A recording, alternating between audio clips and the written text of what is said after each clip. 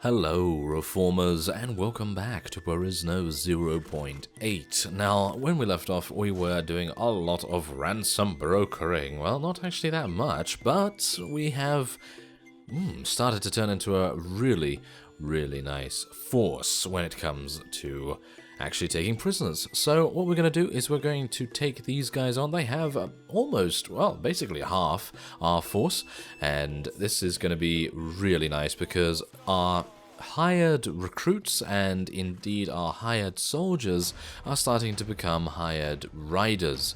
Now, do bear in mind that I have not outfitted one of the riders just yet because, well, I saw this party and I thought to myself, yes, it's probably a very good idea for us to actually attack them before they escape because they're very fast. As we know, I mean, look at this. They're just running in with all their might, all their cavalry and everything, and, well, this is going to be amusing. Can I actually...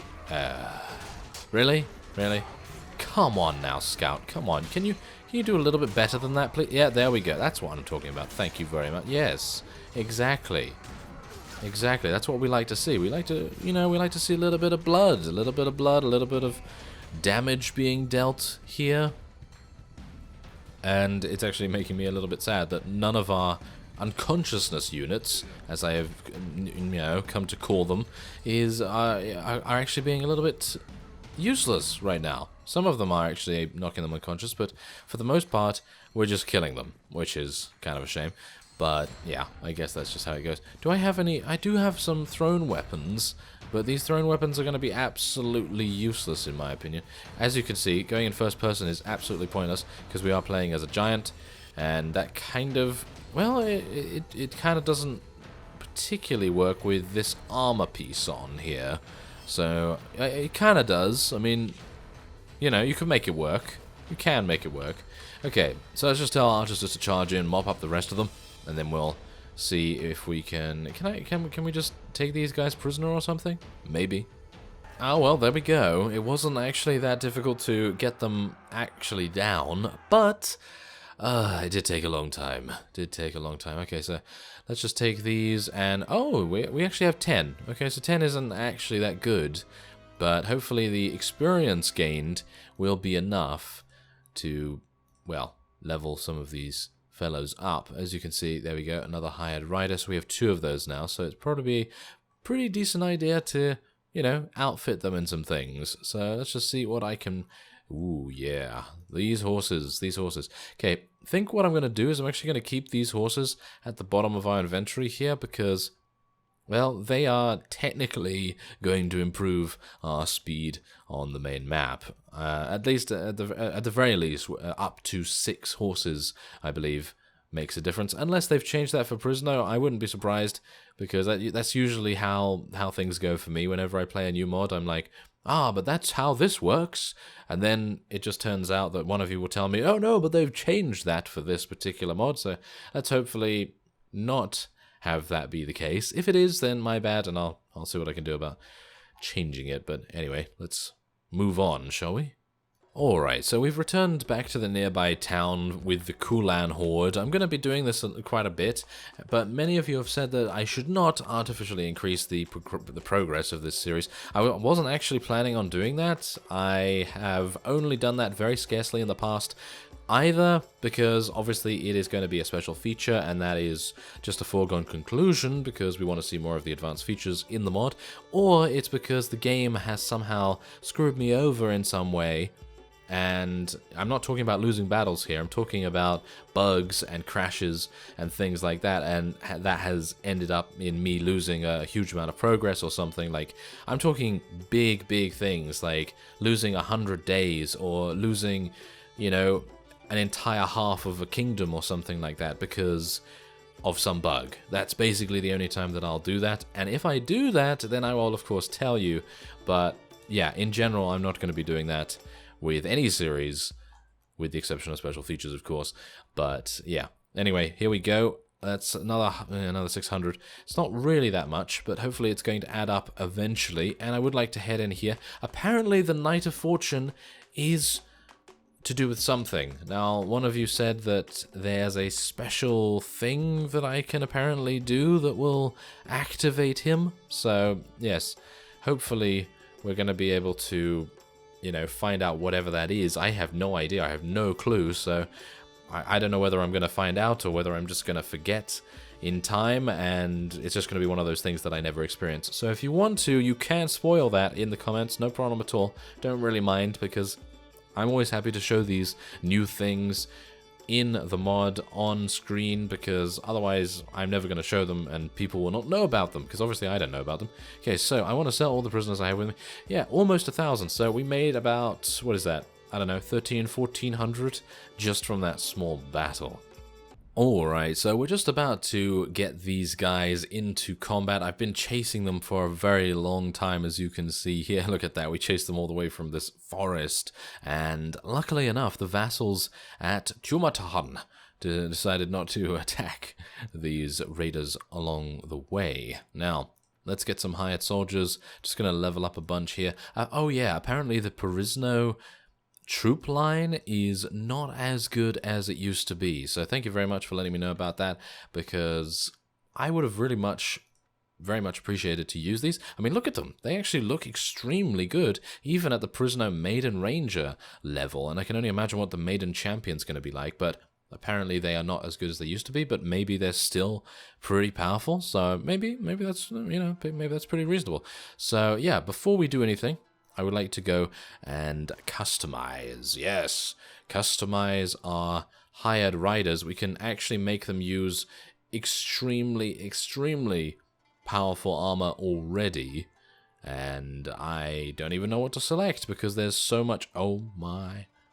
What? Look at that. Enchanted elven armor. Apparently the elven armor is the best, according to stats. Oh. Maybe I've missed something, but yeah, I think that's absolutely fine.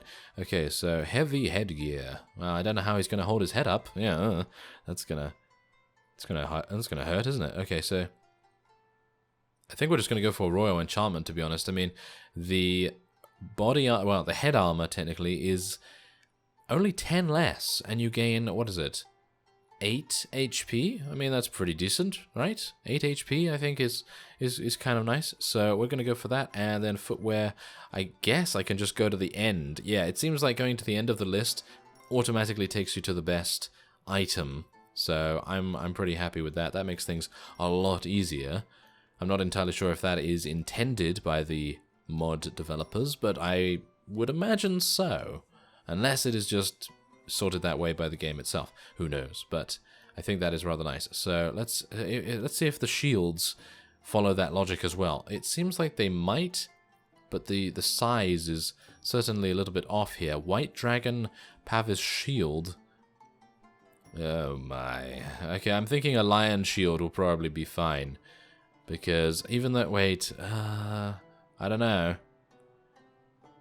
Oh, I really have no idea. I think I'm just going to go with the Lion Shield. I think that's absolutely fine.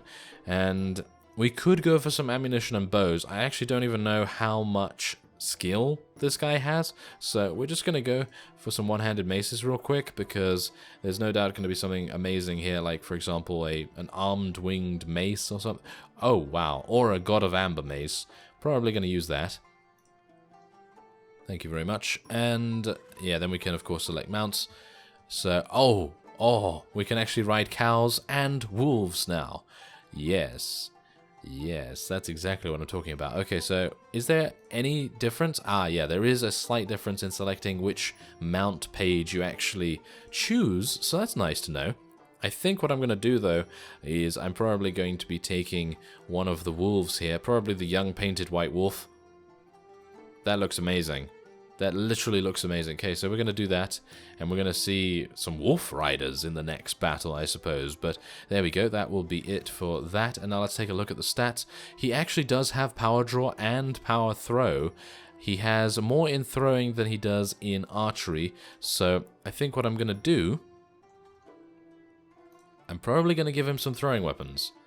So, should I give him some hurlbats or some sharp throwing axes or something? I actually don't know whether to do that because they don't have piercing damage. I think piercing damage would be really, really nice. So I think we're probably going to give them some peeler. I don't even know how you say that, but yeah, probably some peeler. Why not? Okay, one of them.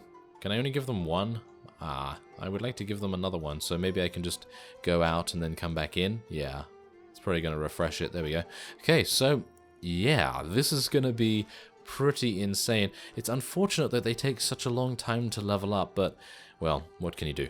Let's see if they, you know, actually make a difference now. I would very much like to see only our recruited fellows, only our mercenaries go in here. I think what I'm eventually going to do is if I can capture a castle, which is highly unlikely, but if I can capture a castle and hopefully have it given to me as a result, then it would be extremely nice if we could put most of our fellows in the garrison. I don't think that's going to happen, to be honest, so maybe I'm just going to have to swap them out at some point without having to do that, which would make things kind of sad, really, because that would make it so that I've done all that work leveling the other units up basically for nothing, so that would be kind of sad, but other than that, it would also make it so that we would have an entire army full of extremely good mercenary prisoner-taking units. Well, that was a nice bit of damage, wasn't it? Oh yeah, I like that. And I can't believe that Scout is actually doing relatively well here. I mean, 4 enemies, I mean, it's actually not that good, but, I mean, there was only, what, 20-something of them to begin with? Wait a minute. Wasn't there less than that? I mean, how many is that right now? That's like, what, 24? Oh, no, there was 25. Okay, well, never mind. Never mind. Okay, I'm actually just going to wait until the second display of this, because I'm actually unsure whether that makes a difference to how many prisoners you can get, because someone said in the comments a while ago that it might make a difference. So I'm not entirely sure how true that is, but I'm going to kind of be a little bit careful with that because, well, you know, I want to make as much money as possible, of course. And, okay, we're just going to take all of that. I really wish I had much more space. Has Scout leveled up, though? That's the thing. Has he leveled up? Oh, Slight has leveled up. Scout is taking a long time to level, and he's only level 11. You know, I actually think that if I was going to start a series again, I would probably have played an elf, mainly because we've played a human, we've played a dwarf, and elf was basically the only other thing left, and that would probably make sense with some of the new game systems and game mechanics that have been introduced in this version of Perisno, most notably the persuasion mechanics. Now obviously we do know that Skullcrusher does have some pretty decent persuasion. He's got 3. It's not really good, it's not really bad. I mean, obviously bad would be having 0, but good would be having about 6, 7 by now. But anyway, point is, I probably would, if I was starting again, play an elf and be a heavy inventory management, heavy pathfinding, heavy persuasion / leadership / prisoner management build. And I know that sounds really weird, but as you can see by the units that we are currently gaining, the hired riders and the hired soldiers and the hired recruits, they are all technically wearing elf armor, because obviously the elf armor is, well, the best, arguably. So, you know, having an entire army full of elven armor-wearing people is probably not going to really suit a giant in a roleplay standard. So if I was going to be really, really strict in terms of my roleplaying, which is obviously not, I don't really roleplay that much. I mean, with the exception of, you know, sometimes speaking to Scout and speaking to my characters, yeah, it's kind of limited. Now, this is exactly what I wanted to happen eventually. I was really, really crossing my fingers that this guy would not escape in just some weird random event. But no, it seems like he hasn't. And we now have the Orums to back it up. 5,900 for this prisoner. As you can see by my mouse, definitely going to be accepting this offer. This is going to be an extremely good offer for us to take. I was just about to leave as well. Can you imagine that? I was actually just about to leave, and that would have been an absolute travesty. So, anyway, I think, what are we? That's the thing. It's a little bit difficult now because I have a brewery at Soot already. So, yeah, I would have liked to have now purchased a Weavery and Dye Works. So I'm actually unsure what I can do here. What am I going to do? Let's have a look at the... Where is the... Oh, no, is this it? Yes, faction relations. Okay, fantastic. Now, this is also another thing I really like about Perisno. It has an extremely detailed... Well, everything. I mean, look at it. I mean, it just shows you absolutely everything you need to know. And who are we at war against? Well, that's going to be easy to find out, isn't it? Or at least I hope it is. So where are we? Soot Giants. So we are technically at peace with everyone. We're at peace with everyone. So, well, apart from, I would say, the Bakal Giants. I'm pretty sure we are... Yeah, we are at war against them because, as you can see, we have Angry. Yes, we have Angry there. Everyone else is absolutely fine. Yeah, so they are the only ones. So that means that maybe what I can do is I might be able to purchase a Weaver and Dye Works here, or maybe at one of the Draharan towns. Probably a Draharan town would be the best. For now, I was thinking Volderberg, to be honest, but if I'm going to be attacking them soon, I don't know whether I really am. I mean, I'd like to just build up my forces first. Oh, and yes, it would probably be a good idea to go into the tavern and sell my prisoners. And yes, according to many of you, apparently there are ransom brokers in every single town. And I can't believe I didn't really know that. So there you go. 1,302 orums from that as well. And I gotta say that I am extremely impressed that the mod creators at Perisno were just like, so what is the most annoying thing about finding something in Warband? You know, what is the most annoying thing? Well, you know, the number one thing probably is going to be a ransom broker, with the exception of maybe a claimant or maybe a lord or things like that. But they obviously can't really affect the lords and their patrol paths or whatever they decide to do, because it's all AI controlled. But yeah, I mean, they obviously could if they wanted to, but the thing with that, this guy's way too fast. The thing with that is that having a ransom broker in every single town is such an amazing convenience that it doesn't waste any of your time, and that's exactly what I really like, because having a quality of life improvement like that in a game that is so extremely expansive, because obviously, I mean, look at the map.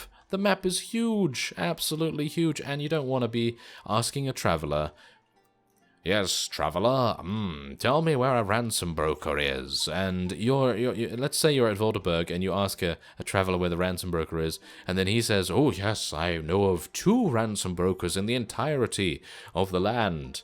One is in Fornion, down here, and the other one is in Kalataka, down here. And then, hilariously enough, what's going to happen is you have an absolutely full prisoner hold, and you're going to be attempting to make your way down to the ransom broker's location. Where am I? Oh, there I am. Oh, phew. I was a little bit worried there. But yes, you're going to be attempting to make your way down to the ransom broker's location, and then what happens? You eventually make it there, and then the ransom broker's gone. So yeah, that's exactly the reason why I really like that. The mod team has some very, very good ideas in terms of making things a little bit easier, but also making things extremely difficult. As we know, they have made Perisno 0.8 an absolute, well, just insane difficulty curve. But I don't actually mind that. I don't actually mind that. Obviously, I'm probably going to mind it if I lose my army kind of again, because we did lose quite a few of our units, actually a lot. About 40 or 50 of our units against one of those vassals, if you recall. And yeah, that's very frustrating when that happens, but it is the journey. It is the journey that matters in this kind of game, and not the destination. And I think some people out there tend to forget that, myself included, because obviously I'm not really gonna be like, yes, I really want to get down to doing those sieges, because sieges are not the most fun thing ever, unless you're playing Gekukujo or something that actually revamps the siege mechanics drastically so that you're playing a completely different game, basically. Now, I'm not saying that I'm faulting Perisno for that, because obviously it still has knights, it's still set in a sort of pseudo-medieval setting, because we don't have magic, you know, it's not Fantasy Calradia, we are not in Japan, because obviously it's not Gekukujo, we are in Perisno, and obviously the standard siege mechanics are absolutely fine here. I don't see a need to really change them. But in general, when you get to the siege sort of time, it might be an idea to, you know, have a bit of a reevaluation with what you're doing, because if you are generally going to want to make something happen with sieges, it's going to take a long time, because if you just rush towards doing sieges and everything, you're just going to be doing sieges for the rest of the game. That's it. But the early game is really what is actually most enjoyable, hilariously enough, in Warband, in my opinion. Because when you first start off, you have nothing. You have absolutely nothing. No troops, no men, no income, no nothing. And this is going to be amazing. 2,100. So yeah, I'm actually going to do that. That's 12,000 orums, though. But they're going to pay me back in 6 weeks, technically. So I suppose that's going to be okay. And the brewery is doing okay as well. But yeah, that's exactly what I was talking about. The early game being the most fun. Now, I would love to be able to buy some land at Soot, but I only have 2,500 orums. So I think what we're going to do is we're going to do a little battle here. Maybe I can try and find some people over here, because we have gained a much more powerful army since we were here last time. And while there are still those Nissanian raiders all over the place, and they are extremely difficult, Zeladek is nowhere to be seen, because Zeladek, thankfully, seems to be up in this corner over here. I think I saw him running off to the north there, so I'm pretty happy with that. Oh, I am unhappy about the Illicafalki, though. But it turns out that we don't have to worry about them so much, because we have some snowcrawlers here, and hopefully we'll be able to take them prisoner for the most part. Now, these guys are obviously not going to be that difficult to deal with. I'd love to actually take a look and see what's going on with our cavalry units. So I'm actually just... Oh my, they're all using spears, aren't they? Well, that's disappointing. They're probably going to deal so much damage to our guys that they won't be able to really do much. Are they? Oh, they're actually doing okay. They're actually doing reasonable amounts of damage. Okay. Well, yes. Well, count me surprised. So yeah. Yep, we did lose one of our cavalry units, but that's to be expected. I'm just going to charge in here. Yes, there we go. That's exactly what we needed. Thank you very much, Scout. Thank you for leveling up. Oh, I don't even know why I'm thanking him. I have complete control over him, which is hilarious, because in general, I should be the one getting him experience. But some of the time, that does actually not happen very easily. So yeah, there we go. Okay, so there we are. That's nice. So that is some nice prisoner taking right there. And I think I'm probably going to be heading into Draharan territory now that I have the Weavery and Dye Works up. Gonna probably go into Draharan territory, see what I can do about gaining some more prisoners that way. And we obviously will continue to take as much loot and as many prisoners as possible. So as you can see, I just walked over here, and that's where these guys were. So let's make our way over here, and we're going to obviously talk to the ransom broker. Hello there. I want to sell all. Oh yes, there we are, 1,500. So yeah, I kind of have worked around. Thanks to all of you, by the way, thanks to those of you that told me about the Mercenary Guild in the first place, and thanks to my procrastination, took us a while to actually get there, but yes, it seems like we found a workaround for the lack of the Falcon units, because obviously the Falcon units are amazing, and apparently in this version they're actually even better than they were beforehand. So yeah, becoming a part of the faction, the Falcon faction, would probably be an extremely lucrative way to go about things.